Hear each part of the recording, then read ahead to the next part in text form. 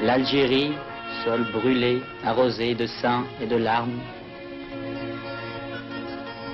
L'arc-en-ciel, symbole de lumière et de liberté. En de nombreux points du territoire, l'armée de libération nationale algérienne lance des attaques incessantes contre les transports et le ravitaillement de l'ennemi, lui causant de lourdes pertes.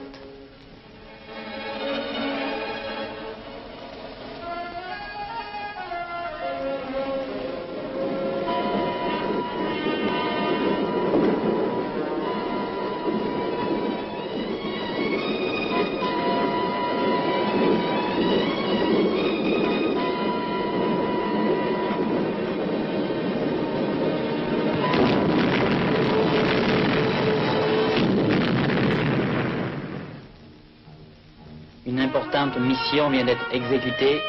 Le détachement se retire dans les montagnes.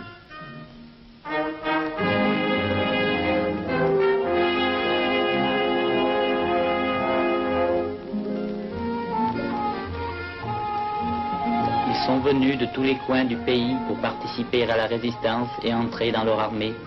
Beaucoup ont des raisons personnelles qui déterminent leur volonté de combat.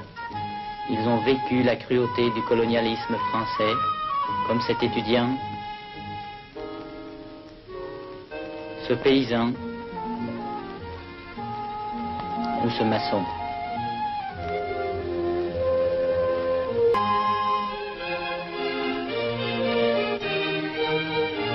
Les soldats apprennent la technique des armes pour être aujourd'hui plus forts dans le combat et s'instruisent pour aider demain à la reconstruction de leur pays libéré.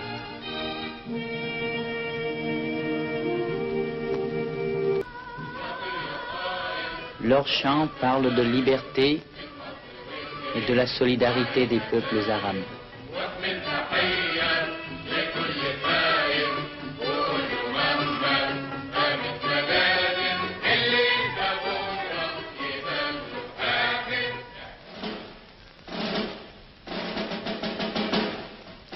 Une nouvelle mission de combat. Rapport de l'état-major opérationnel du bataillon. La compagnie reçoit l'ordre de s'unir à 2 autres compagnies pour exécuter une nouvelle mission de combat.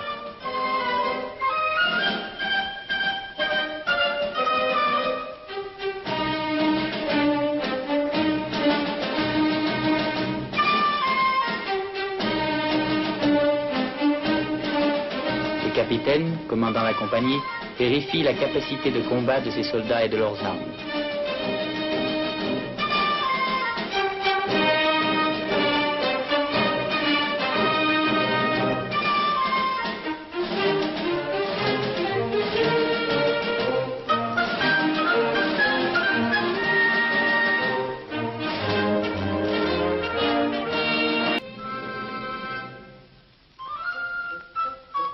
Le chien de la compagnie est soigneusement empaqueté.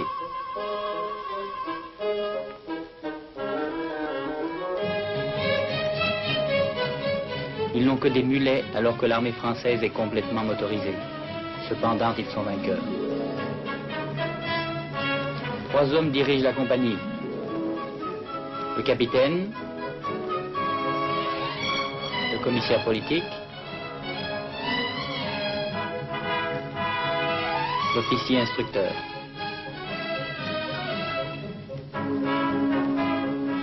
Cette troupe doit être légère et mobile. Elle est toujours là où l'ennemi ne l'attend pas.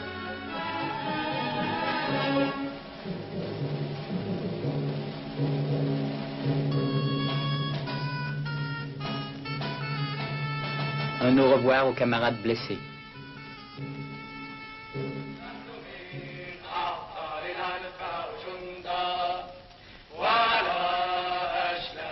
La compagnie part au combat.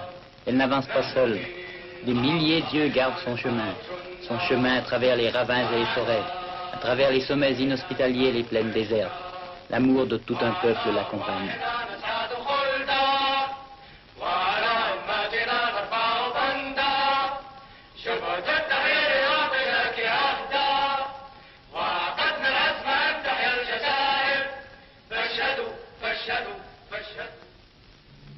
Les yeux perçants des paysans, des jeunes et des vieillards, surveillent chaque mouvement des Français. Les femmes luttent courageusement aux côtés des hommes. Beaucoup d'entre elles portaient encore le voile de l'islam il y a peu de temps. Aujourd'hui, elles sont infirmières dans l'armée algérienne.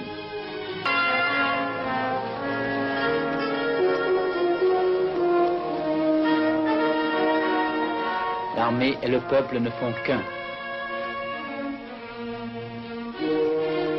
Les paysans partagent de bon cœur leur pain avec les soldats, car ce sont leurs libérateurs, des hommes qui risquent leur vie pour une Algérie indépendante.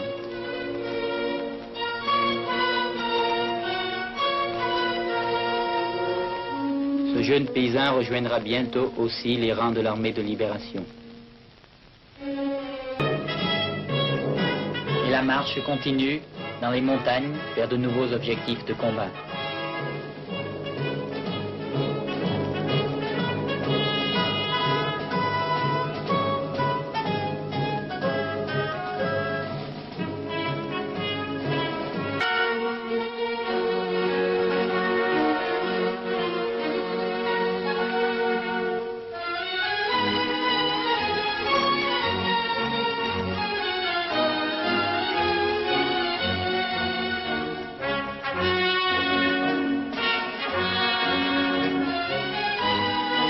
Les compagnies se sont réunies en bataillon, mission, attaque contre un point d'appui militaire français.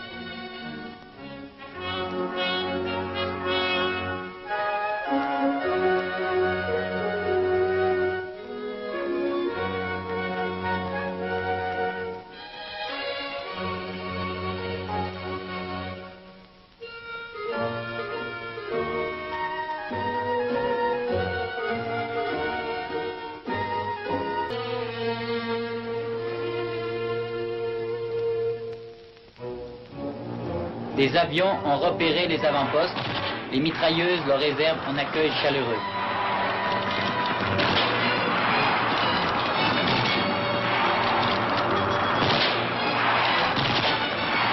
Un appareil est touché et s'abat.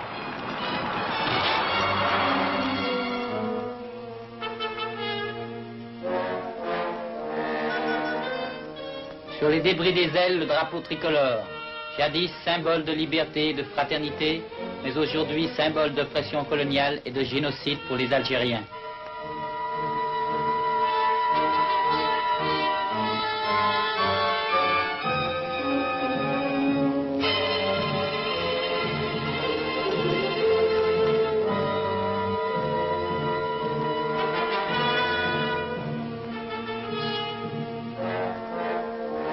C'est dans cette vallée que se trouve le fort français. Une patrouille de cavalerie quitte les positions françaises. Les éclaireurs algériens sont prêts à tirer, mais la patrouille ne remarque rien d'anormal.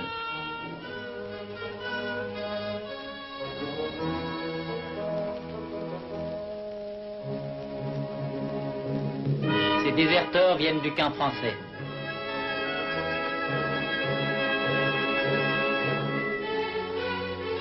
Deux d'entre eux sont des Algériens, enrôlés de force dans l'armée française. Ils ont obtenu le mot de passe par l'intermédiaire d'agents de liaison.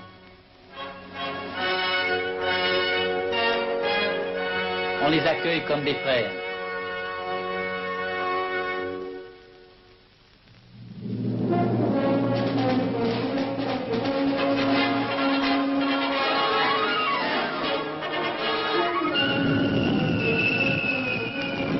L'attaque commence.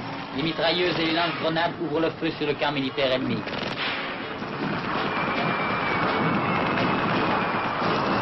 Les lance-grenades atteignent leurs objectifs.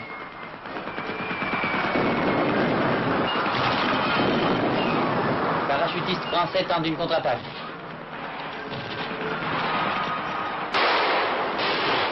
Bien que blessé, notre opérateur filme les Français. Son assistant essaie de le sauver. Il est tué.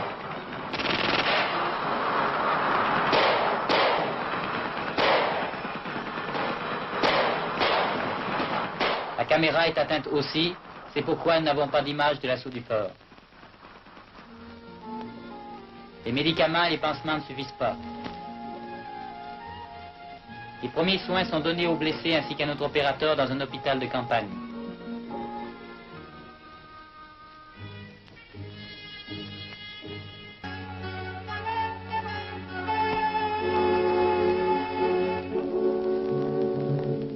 Mission remplie. Les armes conquises compléteront l'équipement de l'armée de libération nationale. Elles vont être utilisées dans les prochains combats contre ceux qui espéraient s'en servir pour écraser la révolte.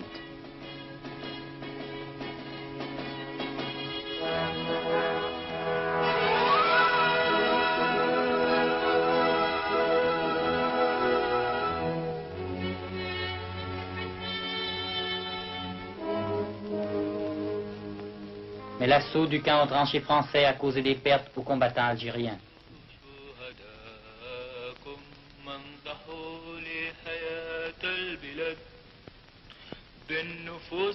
Ils n'ont pas honte de leurs larmes.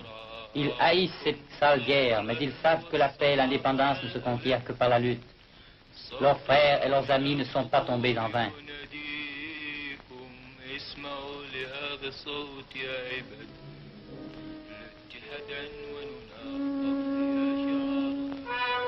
Le jour est proche où le paysan algérien pourra tracer ses sillons dans un sol libre, où cette terre arrosée de sang donnera les fruits d'un travail pacifique seulement à ceux qui la travaillent.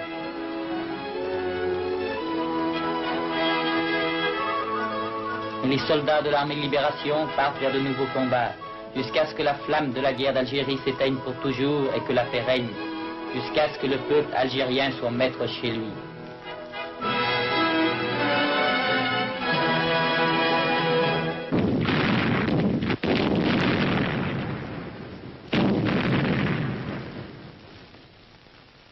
حشدت فرنسا قواتها البحرية والبرية ومدافعها ودباباتها وطائراتها لتحافظ على حياة دي جول عند زيارته الأخيرة لها.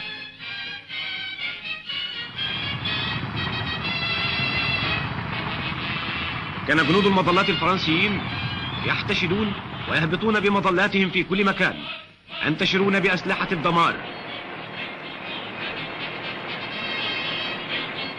كان هذا الحشد الكبير خوفا من جيش التحرير الجزائري، وخوفا على حياة الرجل الاستعماري الذي لا يريد الحرية لبلد مسالم، يريد الحياة الشريفة الحرة. ولكن ثوار الجزائر الأبطال كانوا لهذه الزيارة بالمرصاد، فخرجوا من معاقلهم في الأدغال، يعبرون الأنهار ويتسلقون قمم الجبال، يلتقوا بالقوة الغاشمة المستعمرة التي أقامت المذابح ضد السكان الآمنين، وليقابلوا جيشا يفوقهم عددا وعدة.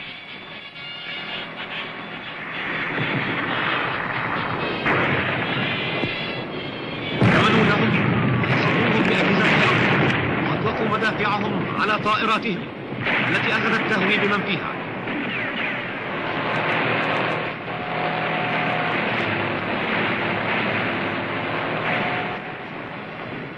وضعوا الألغام والمتفجرات في المؤسسات الفرنسية وطرق السكك الحديدية التي كانت تمد المستعمرين بالجنود والعتاد، فنسفوها.